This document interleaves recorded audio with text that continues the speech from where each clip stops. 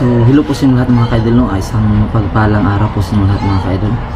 So, yun po mga ka-idol, no? Nakita niyo po yung intro po sa aking video mga ka-idol na may nangyari po sa kapatid ko mga ka-idol, no? So, tol, kung makita mo tong video tol, no? Alam kong hindi ka basta-basta masaktan ng ganyan mga nilalang, no? Kasi may alam ka rin sa mga orasyon at alam kong matibay ka rin tol, no? So, siguro mamayang hapon mga ka-idol si Utol, susunod ko mga ka-idol para po tulungan siya kasi ang sabi niya sa akin sa kanyang chat po mga ka-idol na hihingi siya ng tulong kasi parang may kakaibang nakapalibot sa kanya, no? Kaya hindi siya makalabas-labas sa lugar na pinuntahan niya, no? Kaya siguro mga ka-idol, pasensyahan po mga ka-idol, no? Kasi matagal na po tayo hindi nakapag-upload at pagpasensyahan po na hindi po ako nakasama kay Utol na magkuha siya ng ano, no? Yung kawayan na pangontra sa aswang, no? Kasi ilang araw na pong may gumagamala sa bahay ni Utol, pati rin sa amin mga ka-idol, no?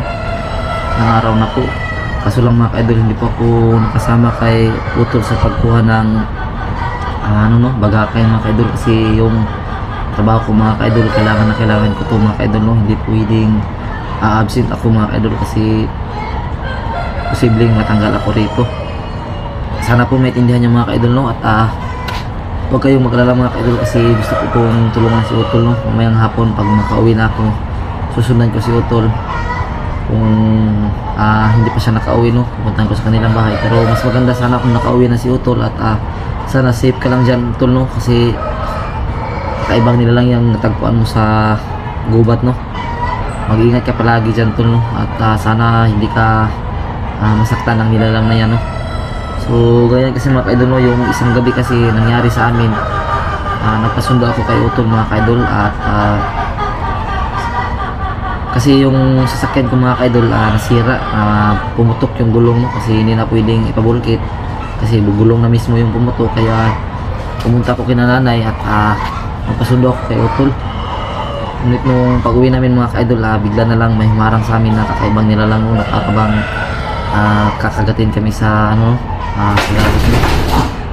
Kaya wala kami nagawa ni Utol, no? Kaya nilabanan namin ni Utol. So si Utol nabaril nga yung nilalang na yun mga ka-idol, pero siguro napuruhan yung nilalang na yun kaya siguro bumabalik-balik kay Utol, no? Siguro nasundan kami mga ka-idol kasi yung nilalang na yun mga ka-idol siguro may matalas na pangamoy. Nagalit siguro yun, no? Kasi tinamaan yun ni Utol, may mga dugo pa nga nang naiwan dun sa mga damo. Natakot lang ako mga ka-idol, no? Kasi iba kasi yung kontra natin sa mga banindo kasi sa mga ganung nilang mga ka-idol, no? Iba talaga silang kalabanin lalo na pag gabi, no? Kasi panahon nila yung gabi mga ka-idol, hindi tayo makakalaban pag gabi yung sitwasyon, no? Kasi hindi natin nakikita sila pero sila kitang kita tayo, no? Kaya wag sana kayong mag-alala sa video na na-upload ni Utol mga ka-idol kasi susundan ko naman si Utol. Alam kong hindi basta-basta si Utol matitinag mga ka-idol, kilala nyo yung kapatid ko, hindi siya basta-basta maano ng ganun nilalang lang. Lalaban nyo hanggang sa mawala ng buhay, no? Hindi yun ganun basta-basta na lang na sumusuko. So sana po maintindihan nyo po ako mga ka-idol sa aking sitwasyon kasi mahirap din kasi mga ka-idol pag iniwanan ko itong trabaho ngayon. Lalo na po mga ka-idol na kulang ko yung tao dito. Kasi ganina mga ka-idol, napaalam ako sa amo ko mga ka-idol, no, na lalabas muna ako kasi nakita ko yung upload ni Utol pero hindi ako pinayagan mga ka-idol kasi kulang talaga yung tao dito mga ka-idol. Gusto ko lang kung iparating sa mga ka-idol, sana maintindihan nyo po yung sitwasyon ko sa ngayon mga ka-idol kasi ang hirap talaga pag walang trabaho mga ka-idol.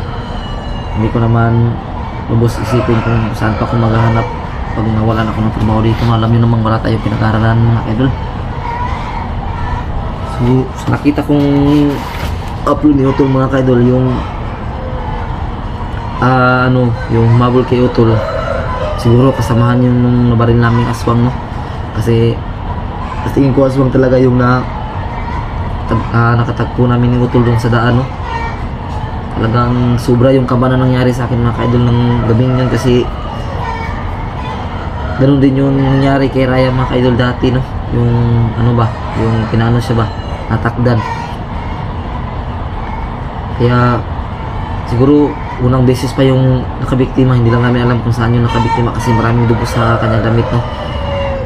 Kaya siguro sobrang ano niya, sobrang anong tawag, no, yung sa Bisaya na tawag na mangtas.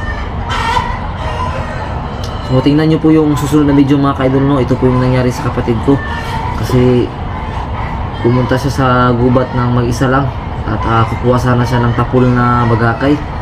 Ang problema, sinundan siya nung na-encuentro namin dati, no. Siguro kasamahan ba yun o yung ba yun mismo. So malalaman na natin dyan mga ka-idol, no, kung makapag punta na ako doon, no, kung makasunod na ako kay Utol. So gusto ko lang rin po magpasalamat at kahit na po hindi na po masyadong mataas yung mga ano ko dyan sa aking channel, meron pa rin natitirang manunood, no. Nais ko lang po magpasalamat sa ating mga solid na supporters dyan, no. Ma'am Dina Laganhon, Ma'am Nick Galvez, Ma'am Maming Tilada, Ma'am Susan Wenceslao, Susan Kadukoy, kay Idolito, kay Idol Nestor Balan Rayos family, kay Zaida M. Jacob.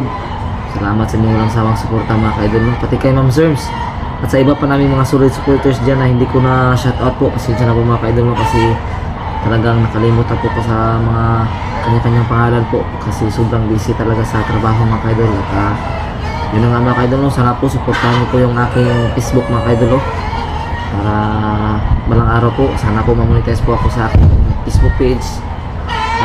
Malaking tulong na rin po yun sa akin. Sana po manood pa rin kayo sa ating mga upload dito sa ating channel, no. So yun, babalikin ko po mga ka-idol, no. Huwag kayo mag-alala sa kapatid ko kasi alam kong sabi ko na mga ka-idol, no, alam kong hindi yun basta-basta natitinag mga ka-idol, matibay yung kapatid ko. Guys ko lang po sa inyong sabihin na huwag kayo mag-alala kasi sobrang tibay ni Utol. May dalas ng samurai at baril, hindi yun aalis nang walang dalang pakontra. Sana po safety lang si Utol na makauwi at sana masundan ko siya kung hindi man siya nakauwi mga ka-idol, no. So panoorin yung kunting clip na video na ilalagay ko sa dulo mga ka-idol kasi yun, sa mga hindi nakakita pa sa video ni Utol, tingnan nyo po mga ka-idol, no. Ilagay ko yung kunting clip na video ni Utol.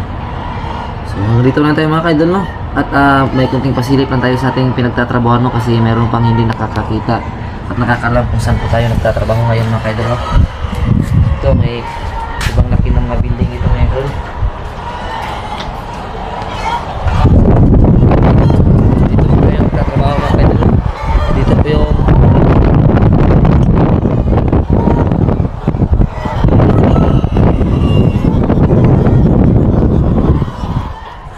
mga ka-idol, no, ulitin ko po, sana po maintindihan niyo.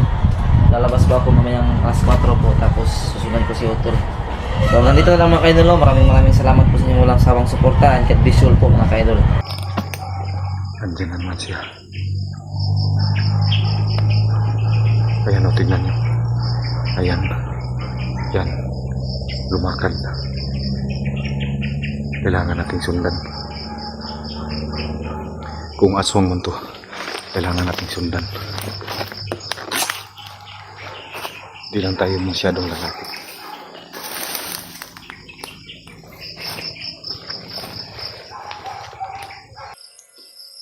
Yan. Andito pa rin siya. Yan. Parang walang tama. Yan. Lumingon siya. Tingnan niyo.